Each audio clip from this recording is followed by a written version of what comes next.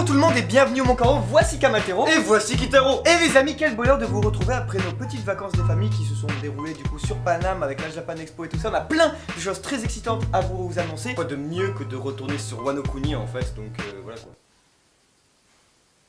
J'ai tenté un truc. C'était sincère, il y avait quelque chose il y avait de la sincérité, mais est-ce que pour autant c'était intéressant de le dire? Nous voilà dans l'excitant arc de Wano Kuni. Eh bien, le build-up, l'intrigue peut se dérouler, le fil commence à se dérouler comme ça. Waouh, le fil il commence à être là. Et c'est super tip-top intéressant dans la mesure où il y a énormément de petits détails vraiment tip-top sexy pour pouvoir comprendre ce qui va pouvoir se dérouler dans la suite de l'arc, etc. Vous allez comprendre le déroulement narratif qu'Eiichiroda est en train de mettre en place avec des énormes théories du turfu à la fin sur une meute face à une famille. Vous allez voir comment et moi est-ce que Zoro Sanji vont pouvoir prendre plus d'importance face à un Luffy qui va être un petit peu plus mis de côté et tout ça. C'est dans quoi? C'est dans la review du chapitre 911 de One Piece.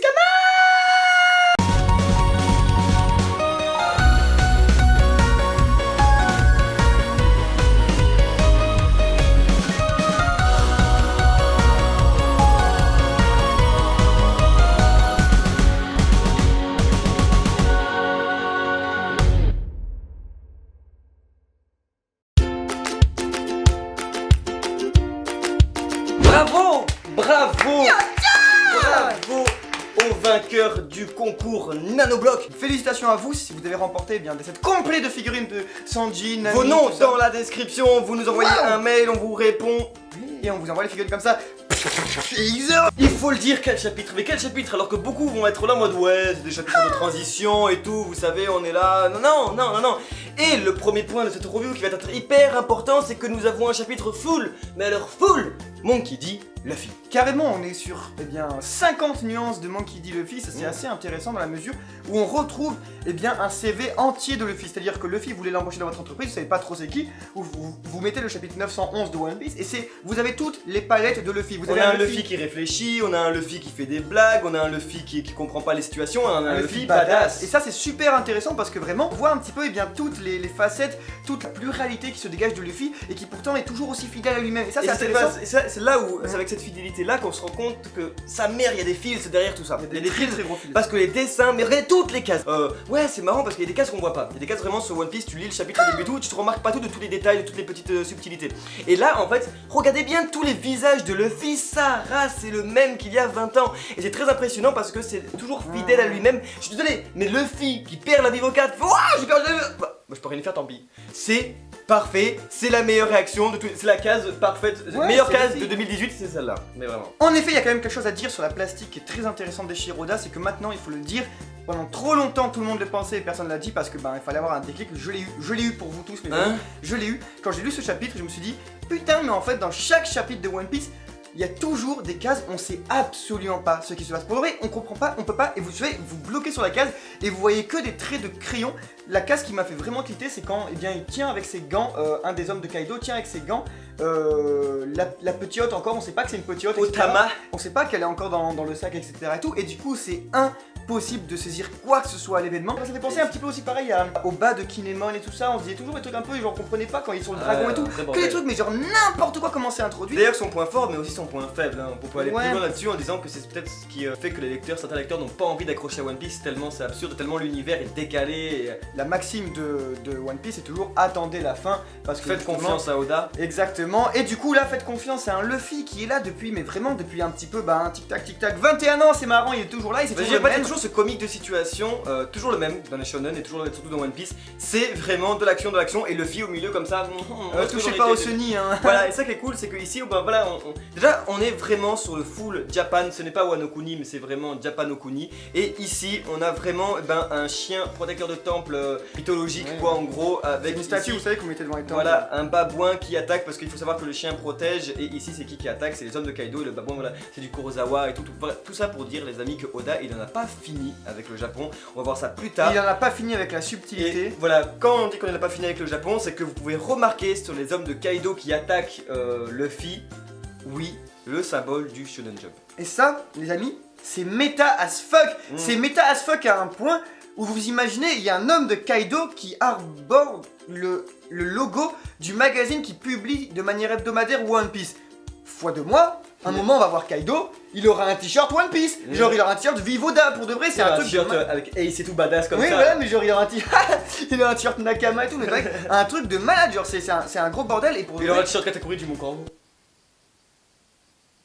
Oda, il est dans l'échelle de la subtilité, dans le néant ultime. Il s'est dit, oh gna gna, moi vous me connaissez tous les pays, etc. Je fais des trucs subtils en prenant des références de pirates, de mythologie, etc. Sauf que là, il s'est dit, écoutez, c'est mon bled en fait, vous avez pas pigé, c'est mon archipel. Ah ouais, non, mais à chaque case, à chaque coup de crayon, ça va être une référence absolument pas subtile à la culture de mon pays. Et c'est absolument dantesque, c'est dantesque. Luffy, il commence, il mange un onigiri, mais genre faut arrêter un moment, faut arrêter, faut vraiment, genre, c'est absolument effrayant. Et chaque case, maintenant, chaque double page sont des tableaux, il faut bien le reconnaître. Et justement, mais non mais le pire c'est que c'est pas une façon de parler, c'est que c'est des tableaux. Et un truc absolument fou, c'est que autant, et là ça va être créer une sorte de point de divergence ultime chez les lecteurs de One Piece, c'est que les Japonais, et ça c'est très bizarre je pense, c'est que les Japonais vont se trouver vraiment chez eux en lisant cet arc. Tandis que nous, pour de vrai, et je pense sincèrement que c'est l'arc le plus exotique qu'on va rencontrer, et que du coup on va pas du tout se sentir chez nous parce qu'on va se dire waouh, c'est vraiment putain c'est la jungle et c'est trop cool parce qu'on a l'impression de découvrir une culture et tout. On va vraiment pas s'entendre avec les Japonais parce que eux ils vont se dire oh là là trop cool les références et tout, et nous on va être oh putain c'est quoi cette baille sombre. Quand nous vous disions que c'était 100% Fields aussi, c'est bien sûr on va parler de Ace, on va parler de Ace à la fin du chapitre. Déjà il faut savoir un truc, c'est que quand Luffy perd sa vivre carte, changement de sujet, c'était inopportun mais je le fais quand même. Vous avez beaucoup été là à nous écrire ouais et tout, mais comment ça se fait et tout, que Luffy perd la vivre carte de Sabo, ça foreshadow le plus gros incident et tout, Sabo il va se faire capturer par la marine, Luffy, non en fait non, Luffy n'a jamais eu la vivre carte de Sabo, il faut bien savoir que c'est l'équipage qui a, donc l'équipage qui était présent à Dressrosa, qui a une partie de la vivre carte de Sabo, mais ici il s'agit bien de la vivre carte de Kinemon. Kinemon qui du coup voilà, eh bien, va instaurer le plan sur Wano Kuni, tout ça, Luffy qui doit les rejoindre et tout ça, et attention, attention, un truc très important à dire ici Kamaltero, c'est, je vais le lire sur une théorie que j'ai écrite ici juste derrière de Flamingo. Je pense très sincèrement, j'ai écrit comme ça, mot pour mot, que si Luffy, écoutez bien, si Luffy, d'accord, est le seul des Mugiwara, du coup du côté Zoro pour Dressrosa et du côté Sanji pour Ok. On est très bon, on est très bon, on suit absolument les aventures des Shiroda. Je suis présent. Et du coup les amis, si on pense vraiment, regardez, je vous la fais comme ça, si les amis, on part du postulat que Luffy c'est le seul des Nakama qui du coup était là à la fois sur Dressrosa, à la fois sur Okaka Island, c'est le seul des Mugiwara qui a pris un petit peu bien, les devants, etc., qui vole un petit peu la vedette à tout le monde, et bien on s'était dit, avec le départ de Sanji, Nami, Brook et Chopper sur le bateau, le saigné, etc., et bien peut-être ici qu'on aurait une sorte de balance enfin restaurée sur la team Zoro et la team Sanji qui pourrait créer l'arc de Wano Kuni sans Luffy. Et ça ce serait très fort parce que regardez, si Sanji se taille etc avec Nami et tout ça, et bien c'est pas pour que Luffy les retrouve uniquement eux, ce serait vraiment n'importe quoi. Vous imaginez, oh cool, enfin on se retrouve pour enfin retrouver les autres. Mais non mais dans tous les cas c'est parfait pour un build-up de personnages comme ça, c'est tout simplement parfait. Tous les Mugiwara qui se retrouvent ensemble sans leur capitaine, ça n'est jamais arrivé dans le manga. Imaginez les Mugiwara qui font un arc tout seul comme ça, bon aussi c'est un peu arrivé sur leur barque et tout aussi, mais Luffy est toujours de retour à la fin, et là ce serait toujours intéressant de voir Luffy qui arrive vraiment à la fin, parce que ici il n'a aucun moyen de retrouver ses compagnons parce qu'il a perdu sa vivre carte, et ça c'est pas fait au hasard. Surtout qu'on aurait un développement de personnage bien plus intéressant, tout vu que on n'aurait pas le Luffy qui arriverait, qui se transformera en Snake Man alors qu'on a besoin que Sanji fasse quelque chose. On n'aurait pas voilà le Luffy qui serait là, qui sortirait tout ça. Et c'est ça qui est vraiment génial, c'est que je pense sincèrement eh bien qu'on pourrait soit avoir un Luffy qui arriverait à la toute fin en mode badass, je vous retrouve mes chers Nakama et tout ça, on se bat et tout ça, ou alors peut-être même ce que beaucoup ont postulé depuis si longtemps, un Luffy qui va se faire capturer et du coup tout son équipage qui va devoir eh bien défoncer Kaido pour récupérer leur capitaine. Dans tous les cas, c'est hyper intéressant parce que c'était la peur de tous les lecteurs. Merde, comment ça se fait que pendant l'arc de Sanji, Luffy prenne le dessus, prenne vraiment tout l'ascendant, casse du Katakuri et tout comme ça, qu'est-ce que fait Sanji? Et bah voilà. En fait non, l'arc des Mugiwara va être Wano Kuni et Luffy va être en retrait. On vous le montre pas parce qu'on est hyper viril, mais on pleure. Non, c'est des genres des larmes intérieures parce que c'est des larmes d'homme, vous savez. Ouais, voilà. Pour de vrai, il y a des choses à pas dire, il y a des choses illégales dans One Piece, comme par exemple la rêverie, d'accord? Prends pas Oda quand on lui parle. Attendez. Joue pas avec notre Kokoro. Il faut arrêter un moment d'enfoncer le clou et Shirodai comme ça, il a fait Ouli comme ça. Il a pris le couteau comme ça, il a fait Ouli. Le personnage de Ace est évoqué depuis si longtemps mon personnage, El Famoso, personnage préféré qui vient du Cocolo, il est là et il arbore encore une nouvelle fois la thématique essentielle du regret qui est là. Ace était évoqué dans un chapitre, il y a 2 chapitres très importants qui parlent de Barbe Blanche. Vous allez voir comment Oda construit son œuvre, c'est tout fait exprès, rien n'est laissé au hasard et vous allez voir pourquoi on vous dit ça. On est pris en empathie, comme Luffy, on est là. Quoi? Ok. Ace. Et alors là, on a énormément d'appréhension parce que moi, quand j'ai lu le chapitre, je me suis dit oh putain, Luffy. Oh, mais vraiment, j'ai eu ultra peur. La réaction de Luffy n'est toujours pas arrivée, elle n'est toujours pas là. Mais par contre, où en est son deuil? Où en est son deuil? Est-ce que pour de vrai, il va dire oui, c'était mon frère, il est mort lorsque j'essaie de le sauver? Ou alors est-ce qu'il va nier? Est-ce qu'il va être dans le déni? Ça va être très particulier, j'ai hâte de voir ce qui va se passer. Mais moi, j'ai eu un passement au cœur. Dans tous les cas, ça montre que Wano Kuni n'est au courant de rien. Wano Kuni est coupé du monde parce que si, à part si c'est ce village là principalement, mais je ne pense pas, si Wano Kuni n'est pas au courant de la guerre au sommet, de la guerre mondiale qui s'est déroulée dans le manga, que de la mort de Barbe Blanche, l'empereur et de Ace tout, si ils ne sont pas au courant de ça, ils ne sont au courant de rien. De toute façon, c'est ce que l'avait mis en place le shogunat, donc on est sur quelque chose qui a été validé par la street. On en parlait en review il y a déjà presque un an, même. Non, mais c'est intéressant parce que c'était la politique illusionniste du pays, de Wano, avec l'aspect de l'ère des dos, etc., où le Japon était fermé. Là, on est sur le même cas de figure. On est avec une sorte avec un shogun qui est en tête de son pays et qui doit régler des affaires intra-frontières, déjà dans l'archipel. Parce que voilà, il y aura plusieurs fiefs, donc c'est avec un clan Kozuki qui est un traître, donc il faut éradiquer parce que c'est les méchants, parce qu'ils ont fait les polyglyphes, parce que Kaido il est pas content, parce qu'ils ont un aspect économique, politique, etc. derrière qui est à construire. Et cependant, maintenant il y a quelque chose qui est lancé, ça y est, la machine infernale est lancée. Luffy il a appuyé sur le bouton arc de Wano Kuni en mangeant le riz de la petite fillotte Otama. Pourquoi? Parce que maintenant il est, et ça c'est de manière extrêmement symbolique, très forte, et il n'y a rien de mieux pour que surtout ça au Japon. Du riz. Avec du riz au Japon. C'est vrai, c'est même pas une blague. Luffy a mangé le riz en réalité. Et à ce moment-là, avec ce que va dire le maître de cette petite fillotte, ma fillotte, eh bien, il est en dette. Et il ne pourra que régler sa dette, eh bien, Luffy en est battant redevable. Exactement. Luffy est redevable. Et quand on sait que Luffy est redevable, est-ce que vous le voyez venir? El Famoso build-up là, comme ça. Est-ce que vous voyez venir le petit village pour tout? Parce que nous on en discutait avec Kitaro, on était là en mode mais vas-y, il faut trop qu'on ait une princesse, il nous faut une Shiraoshi, il nous faut une Vivi, il nous faut une Rebecca, il nous faut un truc, il nous faut un passé sombre, il nous faut des bails, tu vois, il nous faut des bails sombres comme ça, on est là en mode c'est assez sombre comme ça. Et en fait, et bah ça y est, on l'a, vous le voyez venir là, la petite Otama. Otama elle a quoi? Elle a l'âge de qui? De Mononosuke. Vous voyez Mononosuke à la fin de l'arc là prendre les rênes du pays comme ça avec la petite Otama à côté, trop mignon, trop parfait, avec son petit fruit de blanc, il fait hop là comme ça, elle donne au babouin et à la fin le babouin il danse comme ça. On le voit avec la statue de Luffy comme ça en bronze et tout. Vous voyez ça? Vous voyez le petit village pauvre comme ça que Luffy qui là il arrive. Vous voyez tout ça venir? Vous voyez à la fin Luffy qui va faire un boom géant comme ça et qui va exploser tout le pays, mais littéralement tout le pays, qui va l'ouvrir au monde. Wano Kuni qui va totalement le changer, les Minks qui vont arriver, qui vont s'introduire et tout, le Kokuzuki qui va reprendre des forces, qui va remonter au sommet du pays. Tout ça les amis, tout ça dans 3 ans environ, parce que ici les amis, je vous promets, c'est vrai, on a le tout dernier arc de construction du manga. Je vous jure, Oden il nous a montré qu'il était capable de faire le contraire, il nous a balancé la rêverie, il a fait regardez ce que je suis capable de faire. Mais là il a dit s'il vous plaît, juste laissez-moi one last time, laissez-moi faire ça, j'ai envie de... Regardez, et moi quand j'ai vu ça, j'ai fait bam, le Sunny dans l'eau, caché, qui dit t'inquiète pas ici, personne ne le verra. J'ai vu ça et j'ai fait bon bah... Dans 3 ans, BG, je veux dire, on se voit dans 3 ans, Sony, et voilà. Parce qu'en effet, quand on parle de Wano Kuni, ça va durer 500 chapitres, Wano Kuni. Non, mais ça va durer 500 chapitres, les amis. Parce que je le dis, allez, c'est bon, je le dis. Kids, Apu, Drake, Hawkins, les Minks, Law, les Mugiwara, Akainu, Kizaru, Big Mom, Kaido, je dois en oublier 3000, les ninjas, les samouraïs. Ener. En fait, si vous voulez, ça va être un bordel. Jamais autant de personnes, mais vraiment, je vous dis, si ce n'est à Marineford, ont été rassemblés dans le même arc. Jinbe peut très bien revenir avec les impressions. Zoro.